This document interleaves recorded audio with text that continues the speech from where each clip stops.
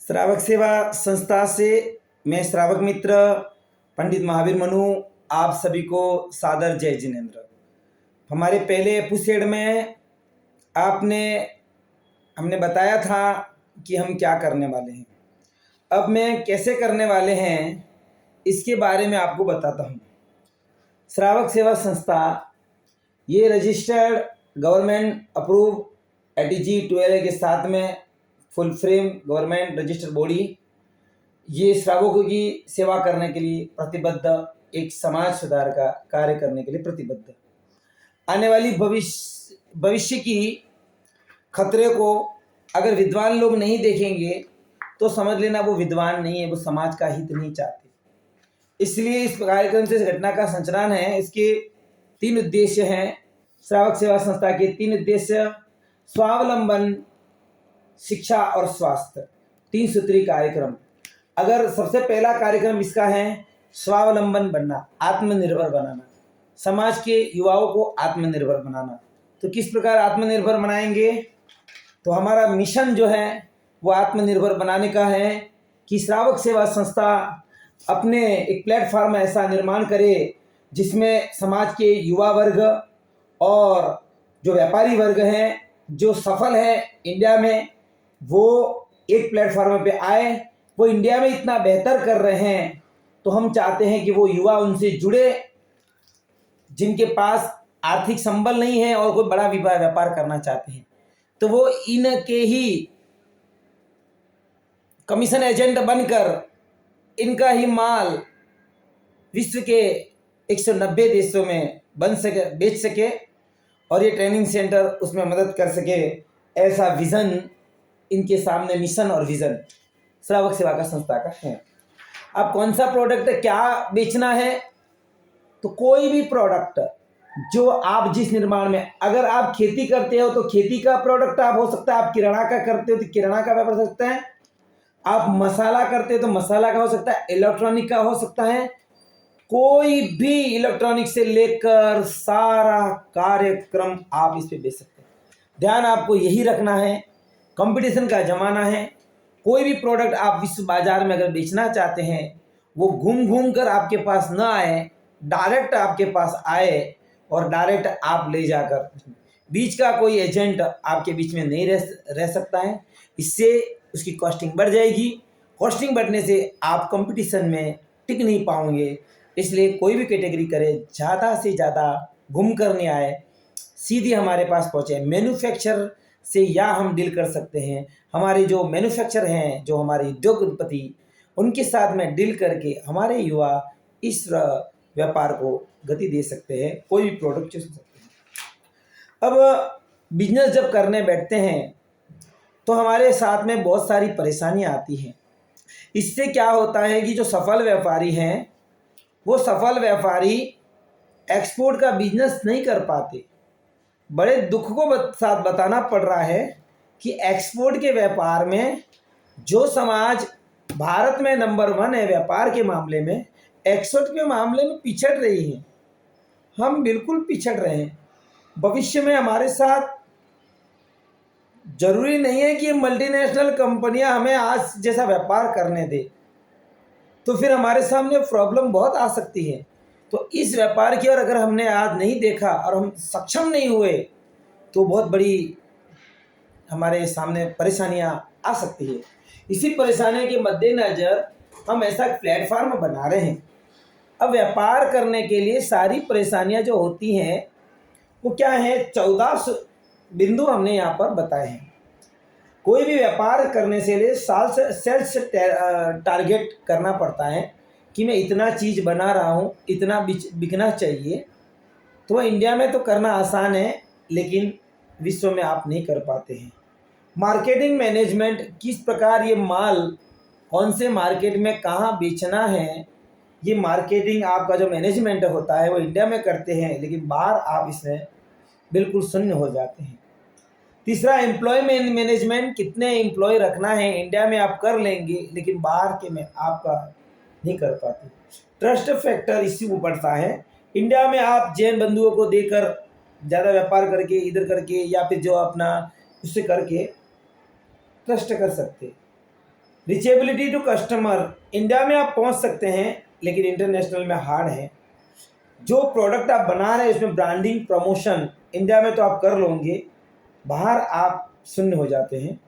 Supply chain, कोई आपने माल बनाया कोई भी चीज़ दूसरे राज्य में बेचना है तो आप फटाक से बेच देंगे, बहुत सारे ट्रांसपोर्ट के फंडे मालूम है, कोई कागजात नहीं चाहिए। लेकिन विदेश में बेचना, अरे बाप रे क्या कागजात चाहिए, बिना कागजात के आप बेच नहीं पाएंगे। इसलिए आप सप्लाई चेन मैनेजमेंट आपकी नहीं हो पाती है। मिडलमैन डिपेंडेंसी, इंडिया में तो आप मिडलमैन आपको मिल जाते, बाहर नहीं मिलते। डिजिटल इंफ्रास्ट्रक्चर में भी आप डिजिटल में इंडिया में कर लेते हो, बाहर आपको नहीं। कस्टमर मैनेजमेंट, कस्टमर को कैसे संभालना है इसका। Product delivery management, relationship, product और पेमेंट, ये 14 इंडिया में कर लेते, बाहर नहीं कर पाते। अब श्रावक सेवा संस्था क्या करेगी? श्रावक सेवा संस्था एक सिस्टम खड़ा करेगी बल्क का, जिसमें जो ऑपरेशनल टीम जो रहेगी, आप यहाँ से एक्सपोर्ट का बिजनेस सीख के गए, आपने कोई प्रोडक्ट लिया, चूज किया, एक कंपनी बनाने में इतना सारा खर्चा आपका हो जाएगा और भी कंपनी नहीं चली तो आप लॉस में आ सकते हैं भारी।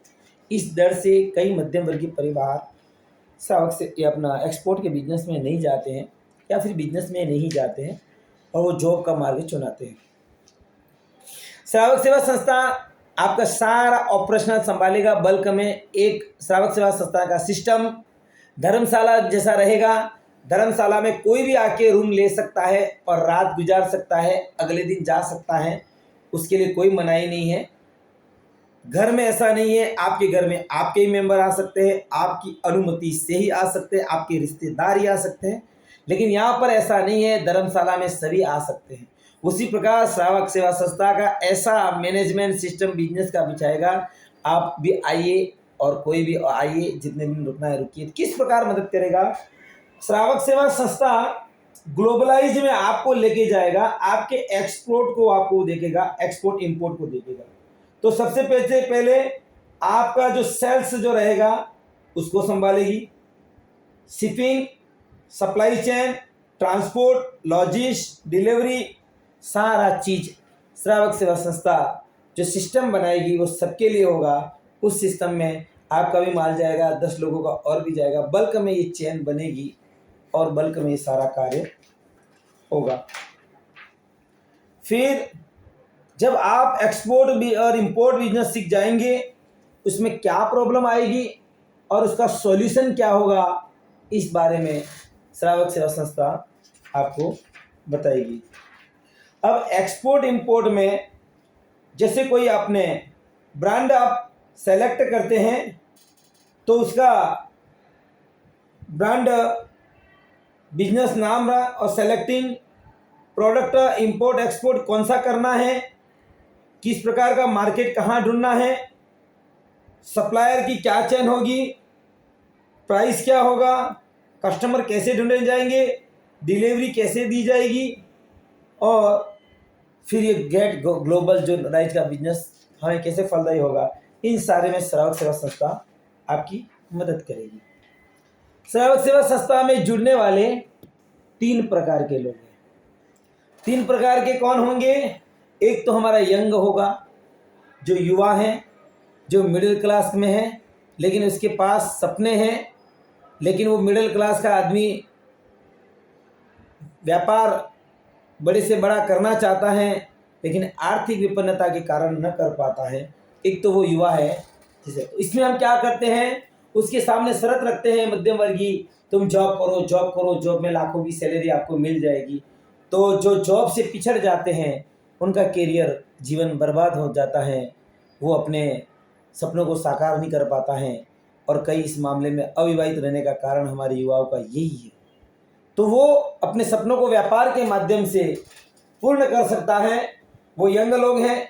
दूसरे जो एडल्ट हैं, जो किसी भी प्रकार से संपन्न होकर बहुत अच्छा व्यापार कर रहे हैं, इनके पास समय नहीं है लेकिन व्यापार खूब है, यंग के पास समय है लेकिन पैसा नहीं है।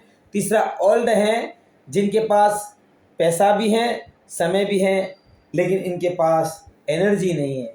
ये 3 प्रकार के लोग इसमें जुड़ सकते हैं। अब ये श्रावक सेवा संस्था का जो विजन है वो कार्य कैसे करेगा, इसके लिए हमने प्रपोजल रखा हुआ है। ये प्रपोजल का फंड आपके सामने तैयार है। 3 फेज में कार्य करेगा श्रावक सेवा संस्था। 3 फेज कौन कौन से हैं? फेज 1, फेज 2 और फेज 3। तो फेज 1 में क्या है?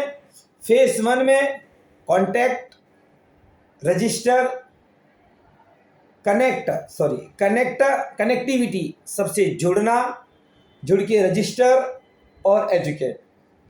ये फर्स्ट फेज के 3 कार्य हैं। हम अभी फर्स्ट फेज में, तो फर्स्ट फेज में अभी हम कहाँ पर हैं?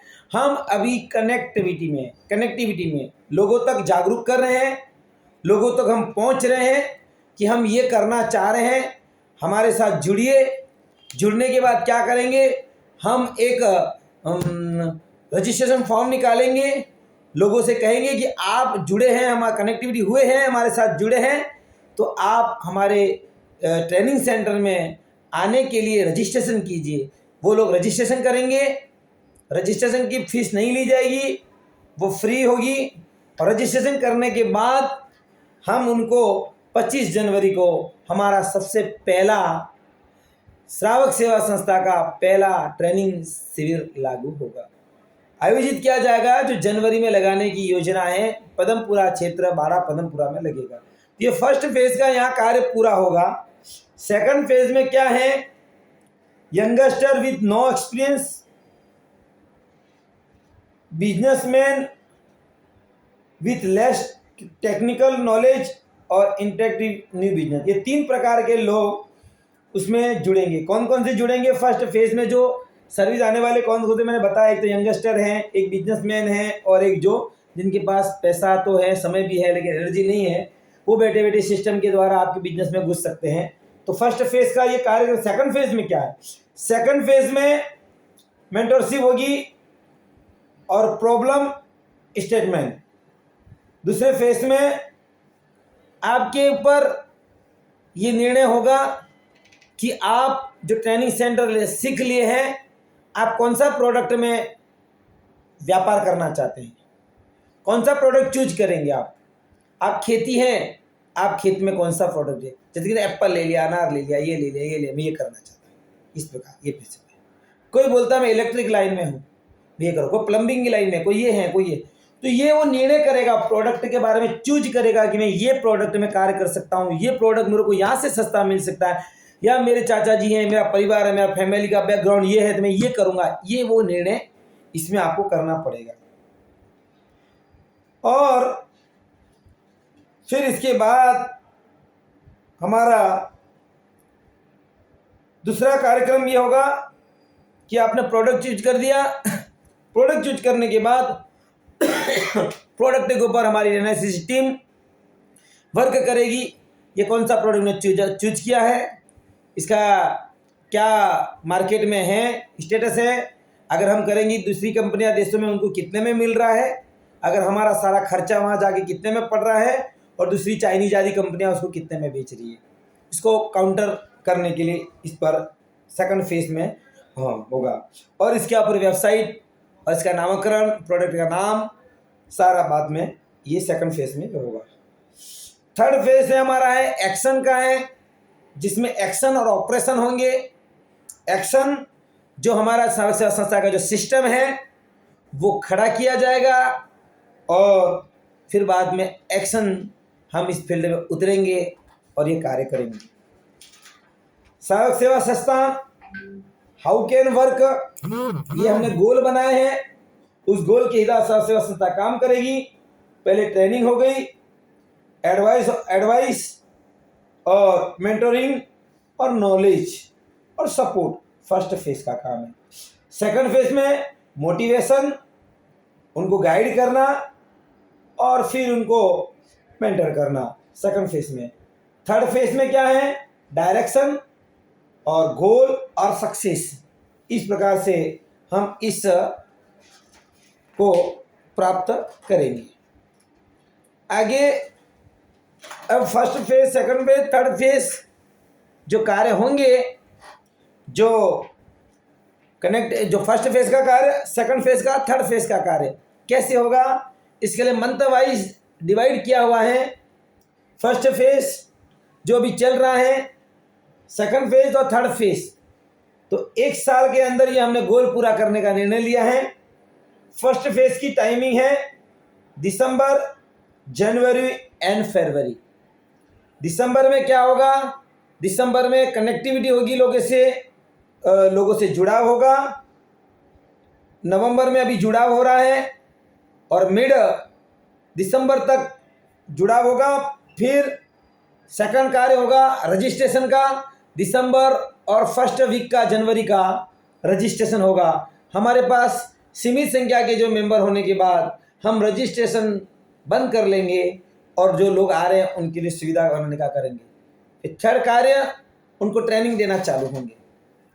तो ये ट्रेनिंग हम जनवरी तक करेंगे, जनवरी हो जाएगी तो फेब में वो क्या करेंगे, फेब में वो अपने जो प्रोग्राम है, जो हमने सीखा है, उसको निर्णय लेगा कि मुझे अब एक्सपोर्ट इंपोर्ट करना है। इसके बाद वो प्रोडक्ट चूज करेगा। फरवरी में प्रोडक्ट चूज करेंगे, अगर वो उसी लाइन में है तो ठीक है, अन्यथा वो ट्रेनिंग लेगा, प्रोडक्ट के बारे में रिसर्च करेगा। और फिर मार्च में सेकंड फेज में, मार्च से मई तक सेकंड फेज चलेगा। मार्च में वेबसाइट लॉन्च होगी, संस्था की भव्य वेबसाइट लॉन्च की जाएगी।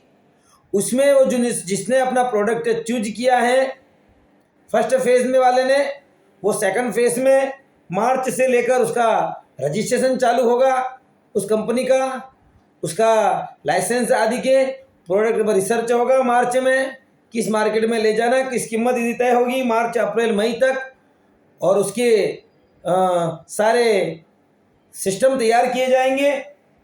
जो देश, 2-3 देश जो हमें पहले टारगेट करेंगे, उन देशों का हम लोग इसमें सेट करेंगे। थर्ड फेज चलेगा जून से लेकर नवंबर तक। जून में हम हमारे जो मार्केट सेल्समैन हैं, जो हमारे युवा हैं, जिन उद्योगपतियों के प्रोडक्ट हैं, उनको लेकर हम मार्केट में उतारेंगे।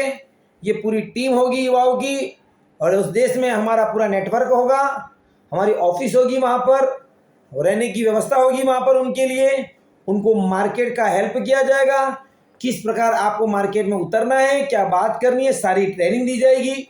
और जून से लेकर वो चालू करेगा प्रोडक्ट, और जून जुलाई में फिर ऑर्डर आना चालू होगा, और आई होप फिर आगे माल जाना चालू हो जाएगा, ऑर्डर आने चालू हो जाएंगे, डिजिटलाइजेशन से डिजिटलाइजेशन मिलेगा, और हम फिजिकली वहाँ पर सेल्समैन पहुँचेंगी। टीम जो रहेगी बैक साइड में सपोर्ट करने वाली, वो डिजिटल ऑनलाइन के माध्यम से सपोर्ट करेगी। इस प्रकार की बल्क चेन जो होगी वो हमें इसके पीछे पूरी सपोर्ट करेगी। और इससे फायदा क्या हो रहा है, पूरा एक रोड मैप आपके लिए बन के तैयार हो रहा है, जिसमें आप डिसीजन ले रहे हैं एक्सपोर्ट करने का।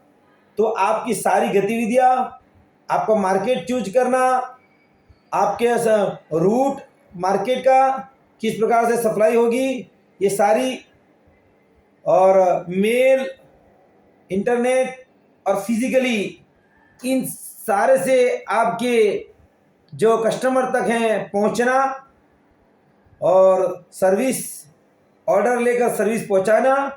सर्विस किस प्रकार पहुंचाना, तो शिपिंग सबसे सस्ता मार्ग है, और जो ऐसी आइटमें हैं जो बिगड़ने वाली है वो बाय एयर से भी जाती हैं। और इस प्रकार से आपके सारे डॉक्यूमेंट तैयार करना, पेमेंट रिसीवर करना, फिर गुड डिलीवरी करना, और आपका जो गोल है, सपना, वो पूरा करना। ये सारे सिस्टम के माध्यम से आपको समझाए जाएंगे, तब आप समझेंगे, तब आपको मालूम पड़ेगा कि हाँ, इस किस प्रकार से व्यापार होता है। ये बिल्कुल सुरक्षित व्यापार है, इसमें कोई भी ज़रूरी नहीं है कि आपको उधार देना, इसमें आपको उधार नहीं देना है। पहले पैसा आएगा आपके पास, और फिर आपको समय मांगोगे आप, और उस समय में आपको वहाँ पर माल बेचना है। जैसे इसने आपको पास 100 टन माल बेच दिया, 100 टन का ऑर्डर आया, तो पहले ऑर्डर आएगा आपके पास, एडवांस पहुँचेंगे, पेमेंट पहुँचेगा, और पेमेंट पहुँचने के बाद आप उसके बाद समय मांगोगे, और समय मांगने के बाद आप उस माल को रेडी करोगे, आजू बाजू के सारे जगह से लाकर उस माल को रेडी करोगे, वही क्वालिटी जो क्वालिटी आपने सैंपल भेजी है और पास होके आई है वही क्वालिटी का माल, फिर आप इंस्पेक्शन भी करवा सकते हैं ताकि सामने वाला कोई हमसे वो नहीं कर रहे। इंस्पेक्शन में पास होकर उस माल को हम वहाँ पर ऑर्डर उसका वापस करेंगे, पूरा पेमेंट हमारे पास पहले आ जाएगा और वो माल की डिलीवरी होती है। अब वर्तमान सरकार ने जो एक्सपोर्ट में 400 बिलियन हमारा ग्रोथ हुआ है, पहुंचा है, जो 292 बिलियन था 2020-21 में, वो अभी 2022 में 400 बिलियन पहुंचा है। लेकिन बड़े दुख की बात है कि हमारी समाज की उपस्थिति एक्सपोर्ट में न के बराबर है। मैं चाहता हूं आप सब एक्सपोर्ट में दृढ़ बने, एक्सपोर्ट की तैयारी करें और SSS आपके साथ खड़ी है।